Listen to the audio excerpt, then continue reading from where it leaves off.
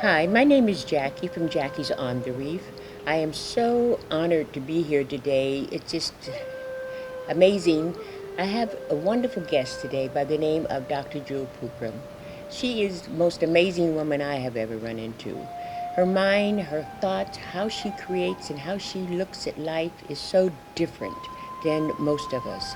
And it's all about her whole perspective on life is the brain and the blood, and well, that's basically how we see life and how we interpret life, and it's all based on your brain.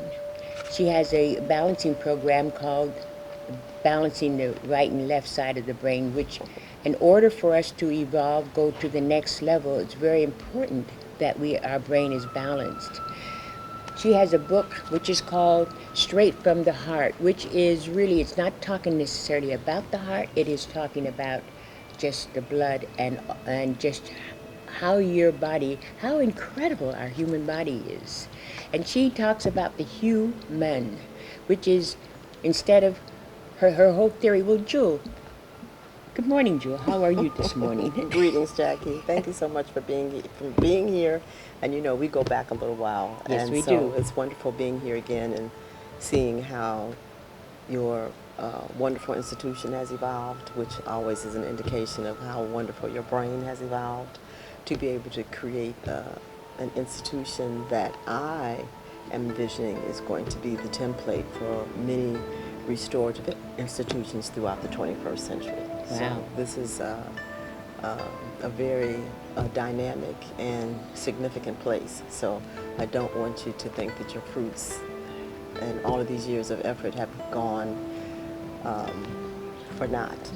You know, as we become much more uh, technicalized, I'm quite concerned about that because one of the big keys that we don't recognize is that we literally, as a human being, and all the things that we create are literally reflections of who we are and a composite of ourselves. So we have many people now that think that technology is so wonderful, and people are accepting technological bionic limbs. We have a whole science now that's ready to just totally grasp the consumer market known as transhumanism that Wow. is introducing individuals to the fact that don't worry about your liver or kidneys. If you burn them out, we'll just be able to make others for you, etc. That's fine, but what happens is that with the offering of this technology, the education and the enlightenment of the recipient, the consumer, is not offered to let them know that we are just copying what your body naturally would do if you had the neurologic integration to be able to allow the body to perform this particular software program.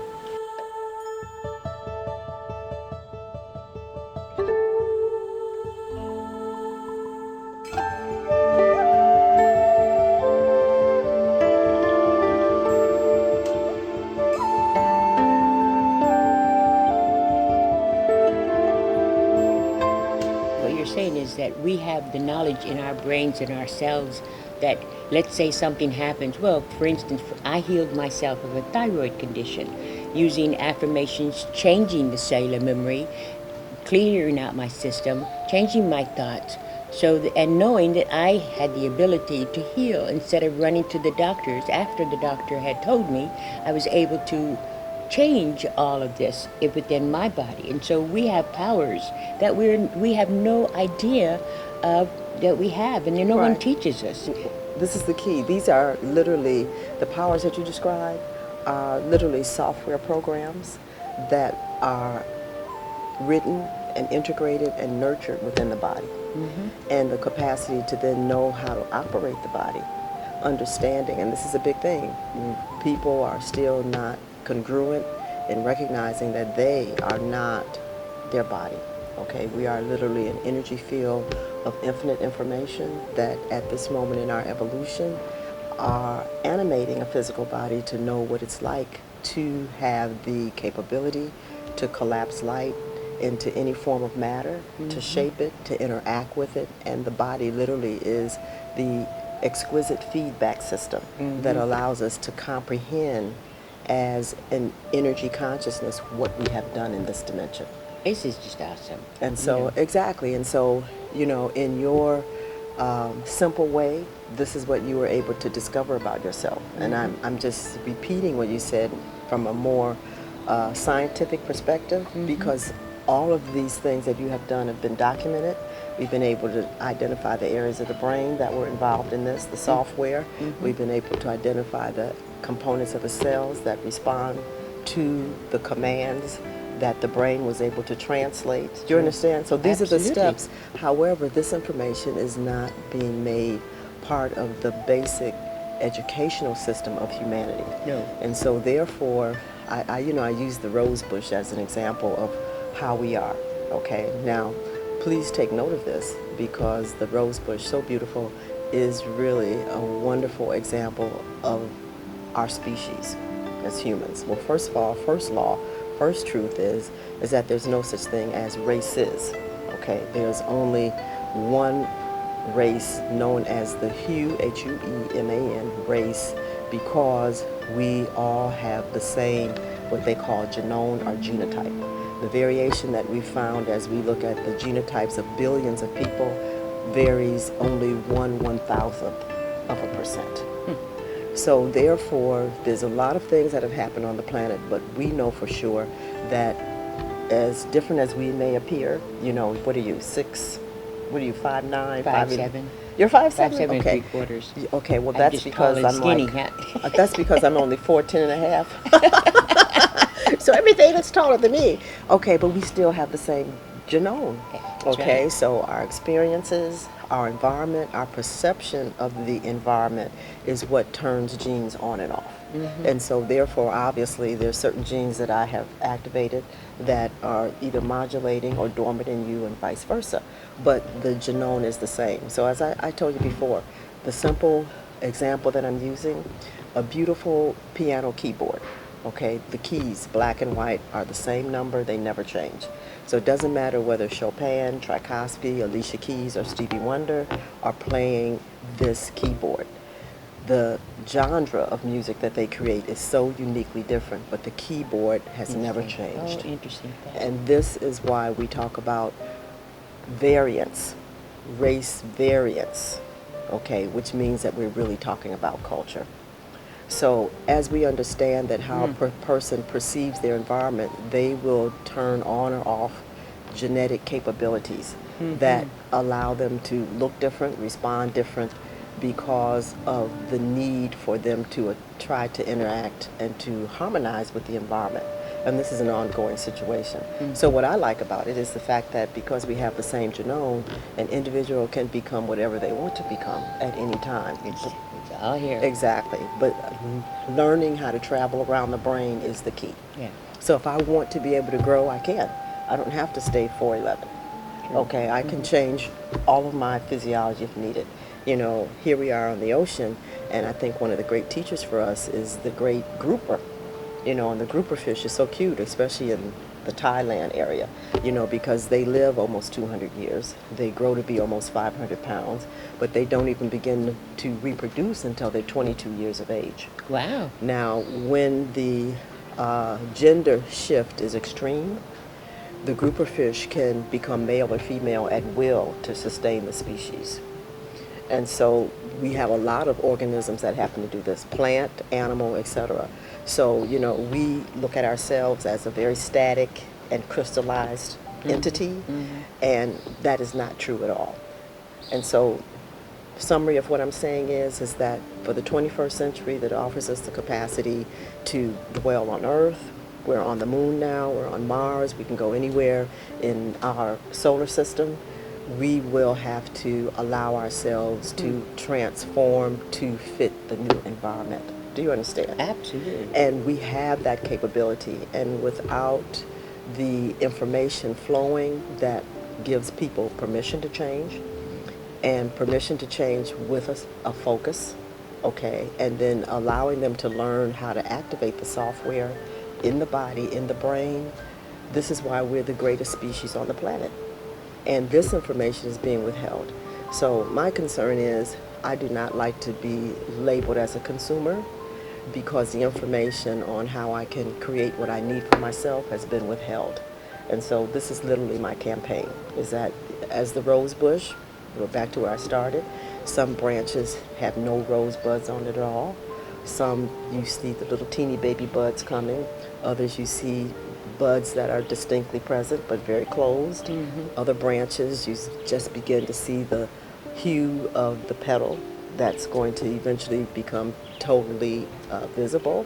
And then we have other branches that have full bloom roses. And then we have other branches that now have gone into the rose hip production, okay, which is the concentration of all the nutrients absorbed from the sun that are available for what? Storage, and then being able to be planted for the next season. And that's all on one bush. So now if you look at this, what you see is that this one bush is providing all of the nutrients for all of these different stages of development and dormancy. They also, this one bush is also then providing the nutrients with the freedom for each level of development to use what it needs. And even now in our medical system, we haven't become as sophisticated to be able to do this.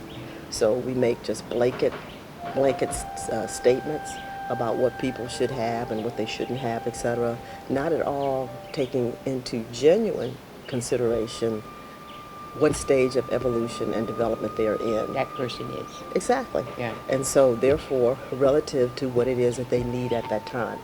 So, you know, we just begun to recognize, and this is why I wrote my first book, Vitamins and Minerals from A to Z, because when I looked at the quote, one a day multiple vitamin, remember that vitamin? Sure. And I was like, you know, this is just totally inadequate.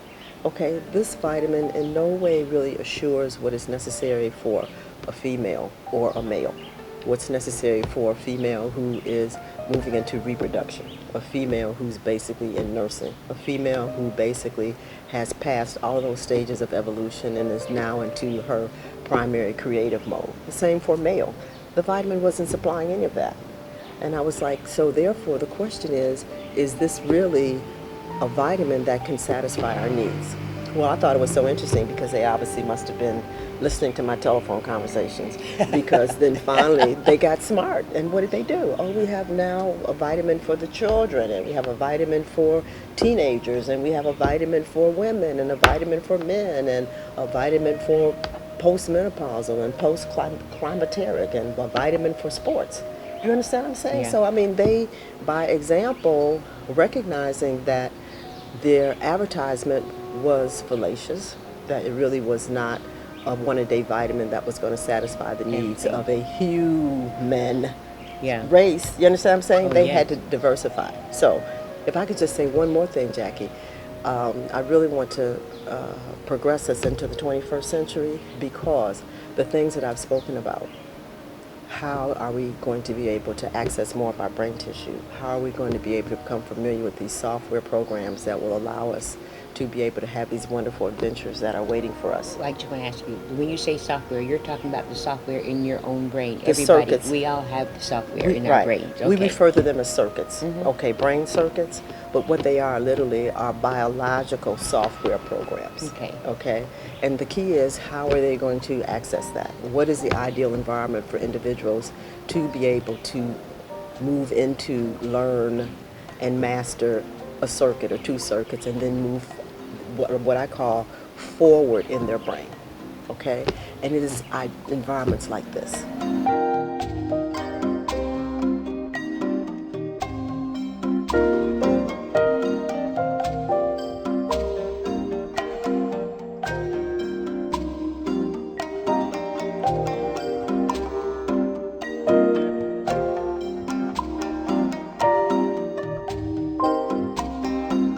I would love for you to touch on, because one of the things I was so impressed with is in the book, Straight from the Heart, you talk about if you enter into an environment and the environment has different illnesses, there's sicknesses, and you are afraid to catch that particular.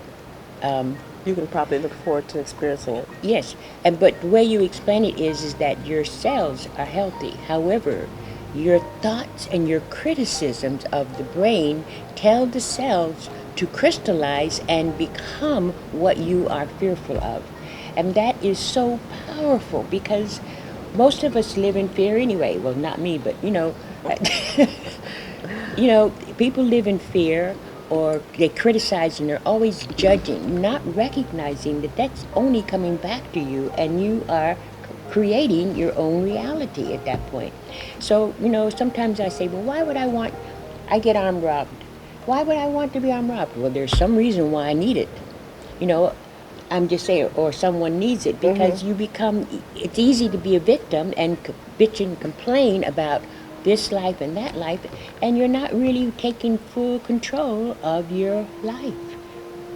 Well, can I just give a little summary? Yes, that's what I want you to do. Okay. Right now, what we understand happens is that when an individual decides that something or some organism in their environment is threatening to their survival, that demonstrates that their consciousness has now moved into activating what we call the primitive reptilian or survival brain. And when the individual feels as though something in the environment could be threatening the actual organism that really is the physical body, then those circuits of the brain move the body, the organism, into survival or protective modes.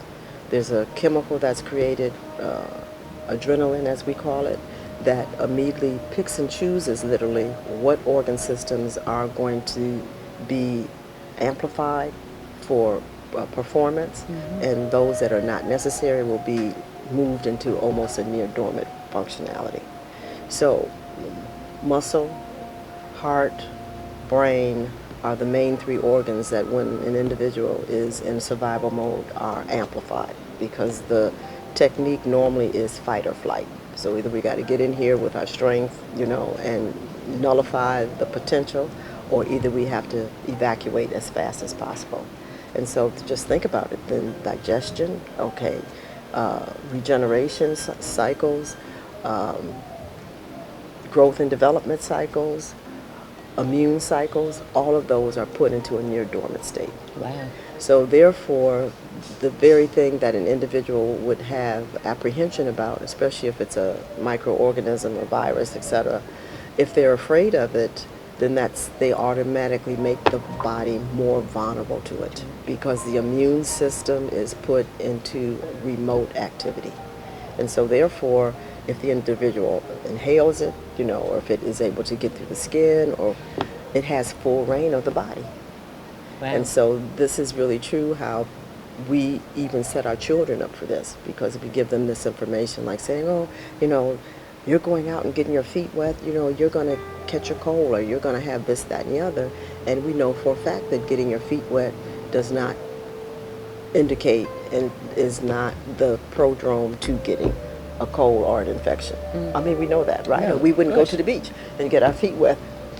You see what I'm saying? Right. But these are just misnomers that individuals begin to see changes happen in bodies, and they didn't really understand the source of the reactions, etc., and then they started making analogies that really weren't founded. And so we've just kind of passed this ignorance on, and then the body then is programmed to then say, okay, well, if there's a microorganism, and I've been told that microorganisms can literally infect us and destroy our bodies, then that is what happens. Okay? And this is why when we talk about carriers, you've heard that before, where a person can be a carrier where they're just, reeking with the supposedly infectious organism, but they don't have any symptoms. And so how does that happen? Why is this person, literally carrying these organisms, and yet still they don't have any reaction to them? And it is because their state of consciousness and the circuits in the brain that are functioning have not inhibited at all the immune system, which keeps it in check. So we literally all are carriers to other organisms to some greater or lesser extent. And I don't know if I talk about it in this book, but I have spoken on it tremendously about how it's so important to make peace with all forms of life, and to really understand what your function is in this, wonderful universe of all these life forms.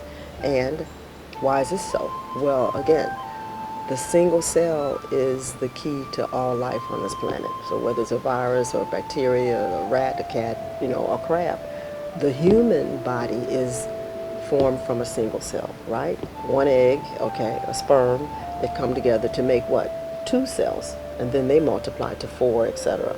So our bodies are dependent upon the intelligence, the capability of a single cell, and to attack the actual ultrastructure of what composes your body is to literally attack yourself.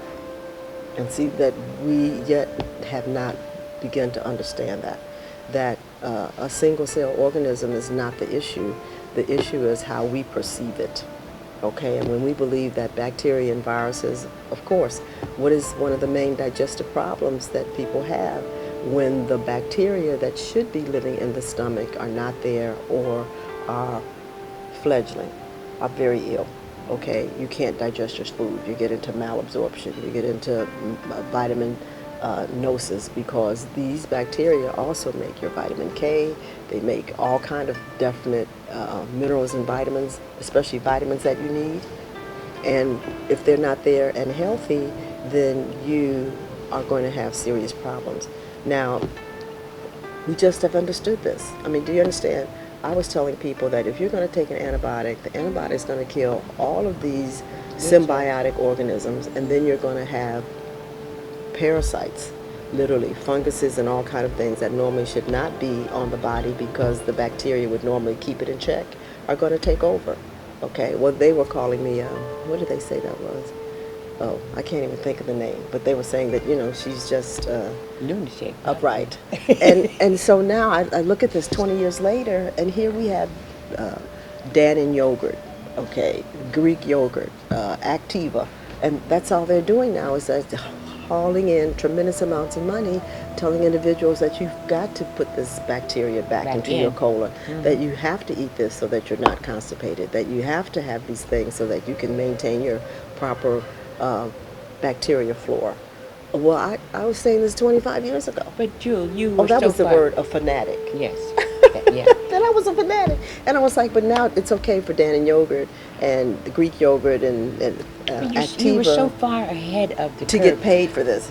Listen, when I came out here to start to build this, most of my friends thought I had AIDS, because why would I give up a blossoming, business in New York and with Grand Life to come live in a tent and build what? Holistic, so I mean, people would come to me and say, are you okay? Well, no, because they couldn't fathom that you would give up something that you worked so hard for just to help society, to move forward in your life.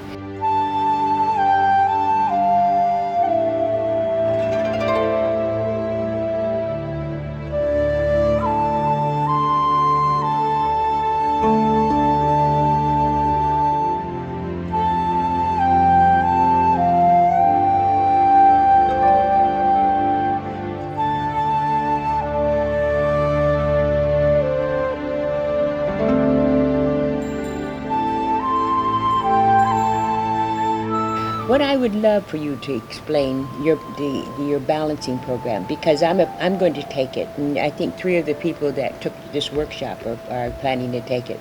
And for me, I need more balance in my brain. So explain to our viewers, what is your balancing program? Okay, let's look at this little diagram right here. Let me just show this, because I think this is so cute. It's a unique article, but it's a very important article, and then it talks about the Rich Club.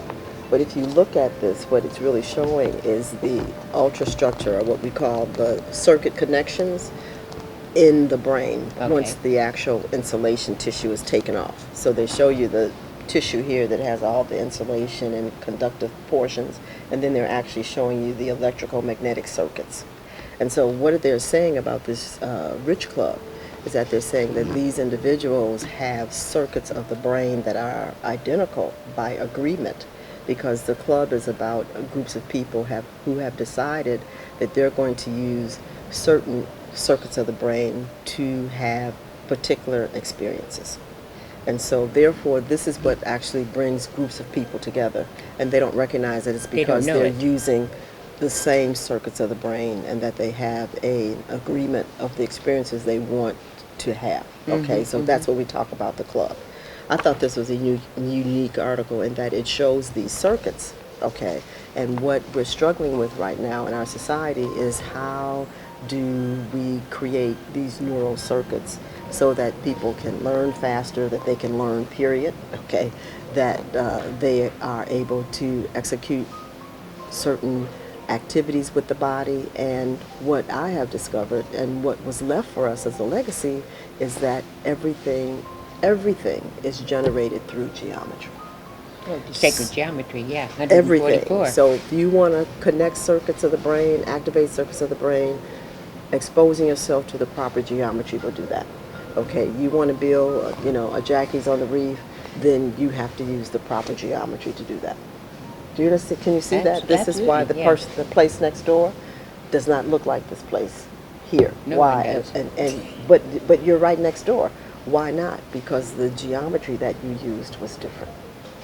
You understand? The leaves on all of these trees are different, even though they still all photosynthesize, etc. Why? Because the geometry is different. And so therefore we discovered then that if we expose the human brain to specific geometric templates, that it actually turns the matter into the universal template for its function. Wow. So if we expose, for example, the foot to its geometry, that foot will actually return to its normal universal template, which is a foot. And so now this is very interesting, right? Because now a person who's amputated, most of my colleagues are not sophisticated yet to understand that what is needed to allow that limb to regenerate is the application of the template. But they do understand to the extent that to stop what they call the phantom pain, because the limb still believes that it still is totally intact. Right. And it is irritating to the individual to literally cancel out that awareness. All they have to do is what? Show the eyeball a picture of the limb, which they actually use the opposite limb that's intact, and they just have a mirror image of it where the person actually now sees the actual limb in place and then the mirror image that would have been the lost limb, and immediately they have no sensation. So what did they really do? Well, they're thinking that, oh, I fooled the brain and made the brain think that the other limb is there. No, that's not what you did. What you did is you showed the brain the geometry of the limb. And if you had applied it properly with the proper intent for the individual, they would start the regeneration process. And that's why I'm so glad to be a part of the 21st century, because that is my frontier. To teach individuals how to, what we call spontaneously and intrinsically, be able to regenerate their limbs. Just like the lizard regenerates its tail, and snake can regenerate. And that circuit is in our brain. That's right. That circuit is in our brain, but we have never been taught how to access that circuit on command and then be able to direct it. And so we have, tribes, a few tribes, and there's one called the Mtaburo tribe in South Africa, where we've had scientists, anthropologists go over there and sit with them and observe them for almost about 25 years now, attempting to record how they're able to regenerate feet, arms, hands, because their thing is that, they're a primitive tribe. We only have one instrument to do everything with, a machete, okay? The machete inadvertently cuts off a finger, cuts off 4 fingers. The hand is, severely. Their thing is that we got to have our fingers, we got to have our hands. So they don't have any questions about the fact that they will grow back, because we've got huts to build here. Right. You understand? Next year. Yeah. Exactly. And so therefore they grow back. And so the scientists with limited brain capability are sitting there trying to figure out what is going on with these people, that this process just normally happens. Right.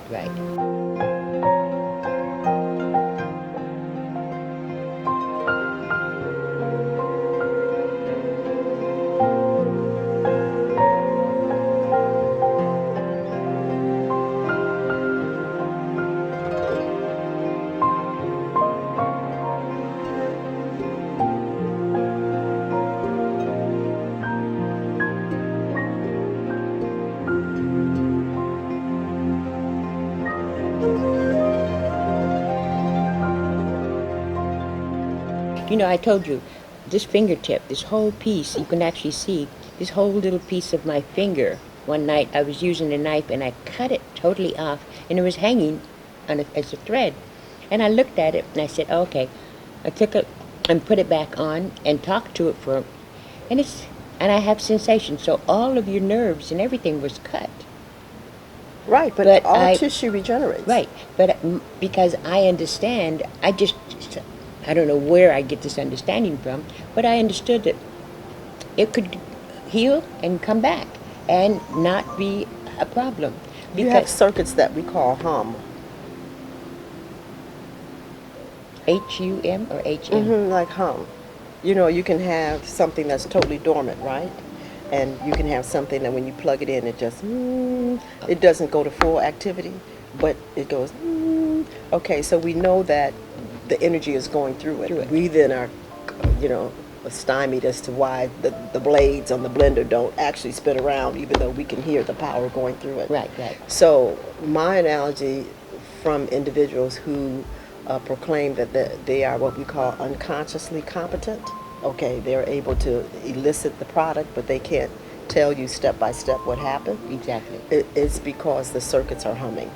And even though you in consciousness may not understand what happened, the humming is to the cells of the body literally a trigger for taking action with particular activities that are programmed for that frequency.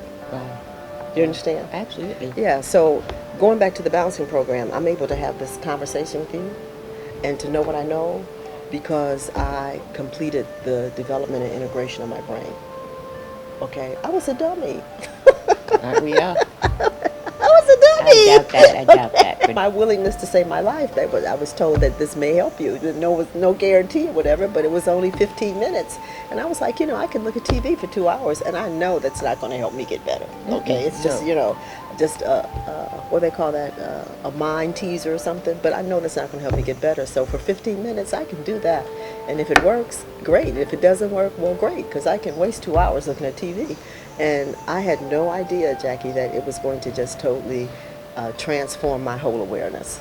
I mean, because I couldn't believe the insights and that I had and the capacity to really see into what was really going on. Okay, because being a scientist and being so indoctrinated with thinking that what's in print is just totally correct and all of these different things that most people, unless you have enough brain tissue, they can't even have an intellectual debate with what it is that they read or hear.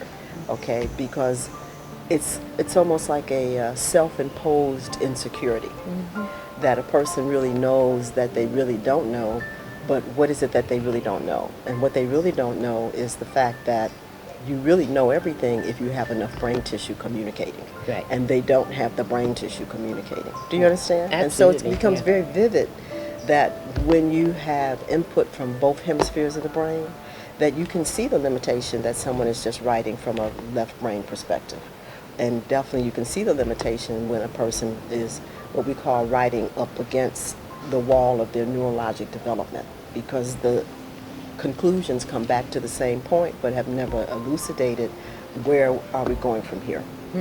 Okay, and the circuits of the brain are totally contiguous and integrated, where they take you from point A to point 1000 to execute a particular manifestation in this dimension. And when that doesn't happen, it's because there's an interruption in the circuitry, either because your image or geometry is absent or limited, or because the circuits aren't connected and they can't go any further. And that's when a person will just tell you, I'm up against the wall. What are they telling you when they say that? That I'm up against the wall. I don't know where to go. They are admitting the circuits are not connected. Get my Right. circuits connected so I can understand Right. where else I need to go to finish it. Because they know it can be finished, but because they're up against the wall of their neurologic integration, they're blocked. And the block that we talk about, we still are not clear that it's only in the head. That's where the block is. It's not outside of us. It's not outside.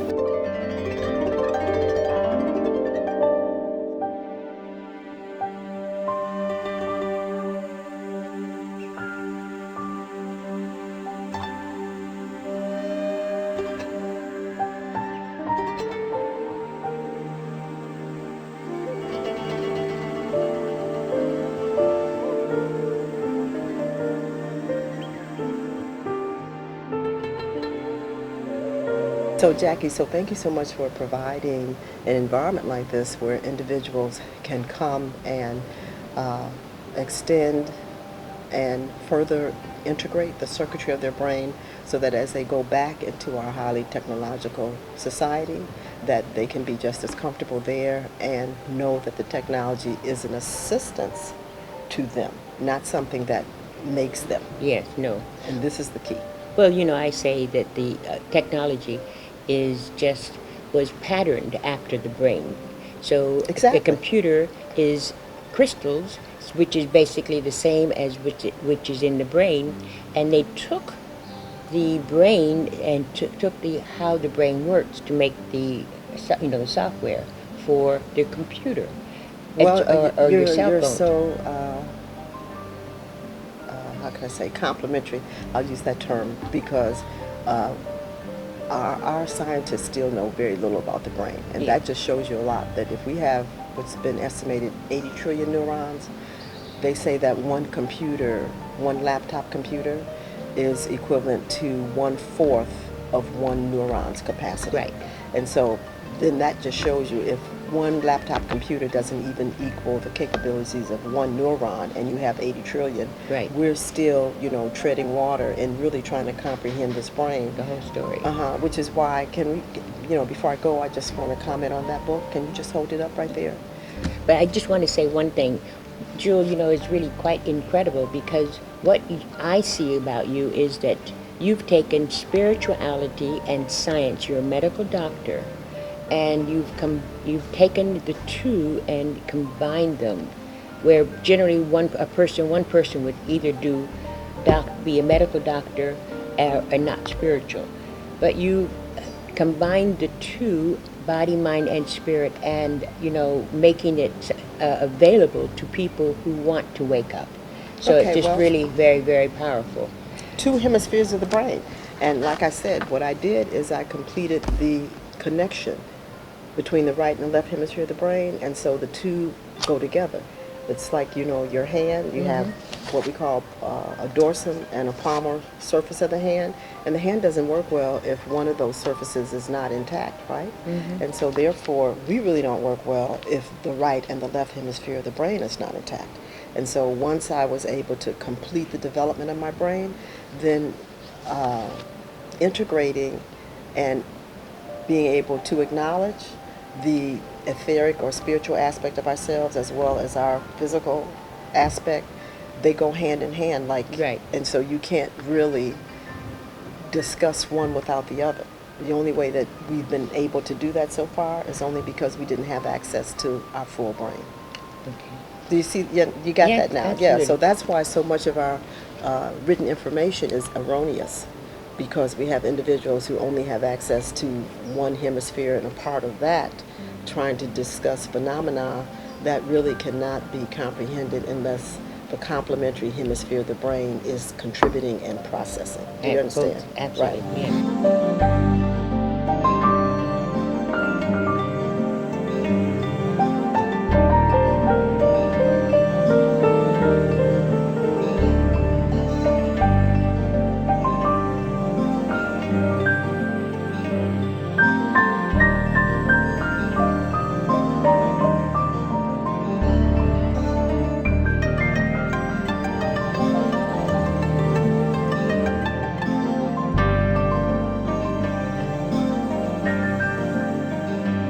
So this is what really excites me too, and the immortal life of Henrietta Lacks. And this is a very, very interesting uh, subject. A lot of things are going on here, but the only thing I do want to discuss that I think is just most important is that this book is a confirmation of the fact that human tissue is immortal.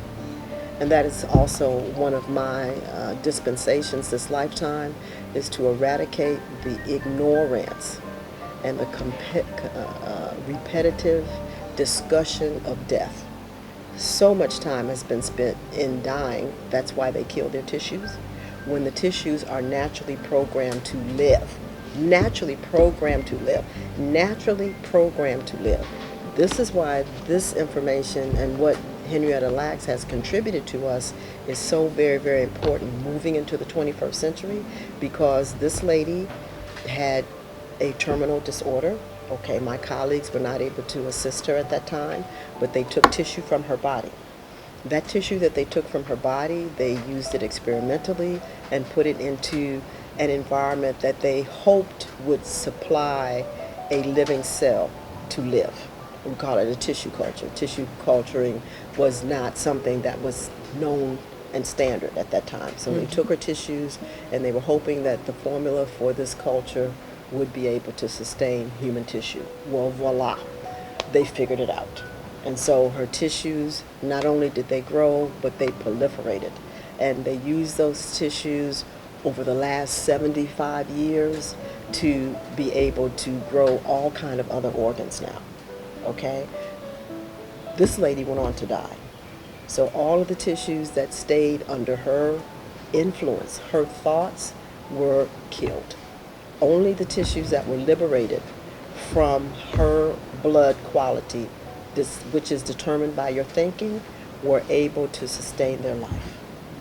And that is why it's so important to the 21st century to recognize that thoughts are things, that they are literally transformed, translated by the brain into chemical analogs that give directives to the cells of the body to live, to evolve, or to atrophy, or to die. And we have so much time now that we're spending. We have all of these cliches and memes and everything that are so limiting. And I'm like, it's our choice now. We're at the crossroads. Right. We have all the basic foundation to recognize that our tissues are immortal. I've talked to people about the fact that, if you could be immortal, what would you do? I was just astounded that so many people are frightened of that. Yeah. And so many people respond to me, what?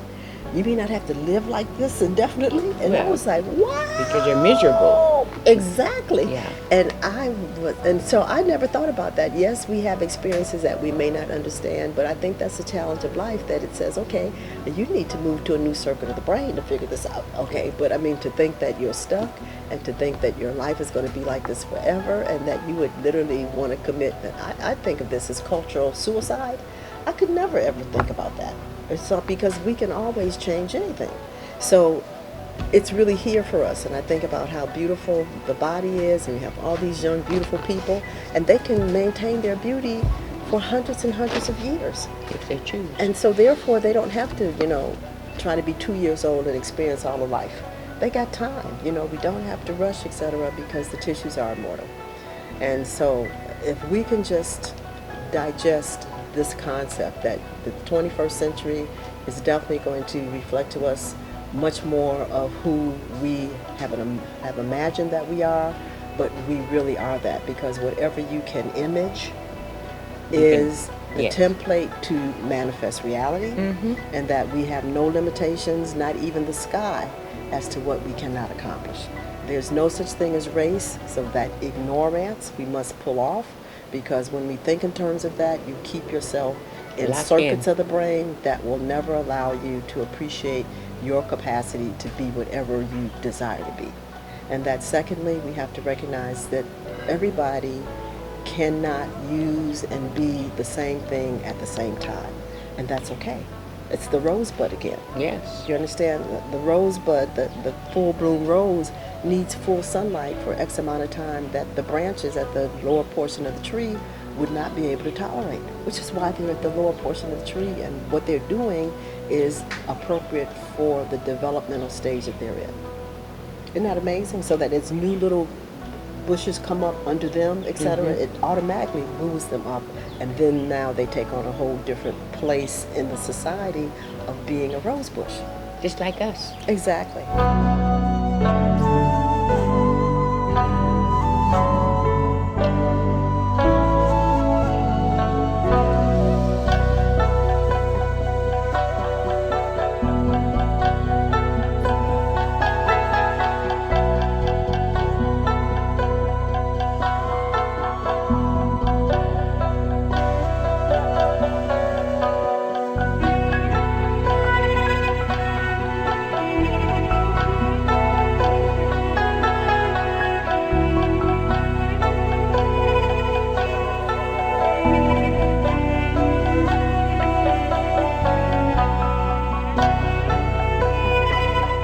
Jewel, I want to say thank you so much for agreeing to, do the interview with me.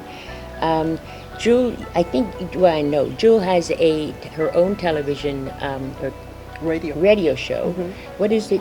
How The can Jewel people? Network. The Jewel Network. And www.thejewelnetwork.net, and that network is also a 21st century baby, because we recognize that as you activate more circuits of the brain, there's different type of information you will need to sustain and nurture those circuits. Okay. And so science is very important now. We're going to the moon, we're going to Mars, we're looking at other star systems. You need to know what's happening in all of these environments, because they're always affecting you.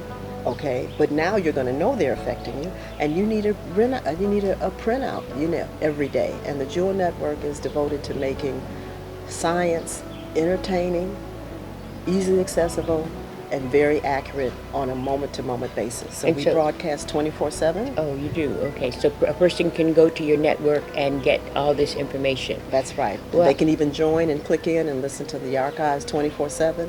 We're building our scientific community, because, scientists have been held to be so stoic and so serious, nerdy and whatever else. And there's a bunch of them that are like that, and they have their place. But we're looking for the dynamic personalities that really love talking about the stars and mathematics and biology and all of these things, because those kind of scientists really can make explaining aspects of ourselves so enticing and so exciting that people will want to basically tune in. So Okay.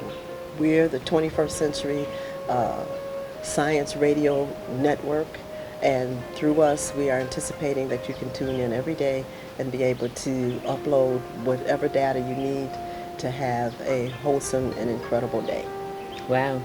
Well, I just want to say thank you to all of the people that are listening and watching. The balancing program. Yes. And I am quite honored to be able to, talk to Jewel today. I just learned so much from her. But thank you so much, and have a wonderful, wonderful day. Thank you. Bye-bye. Bye.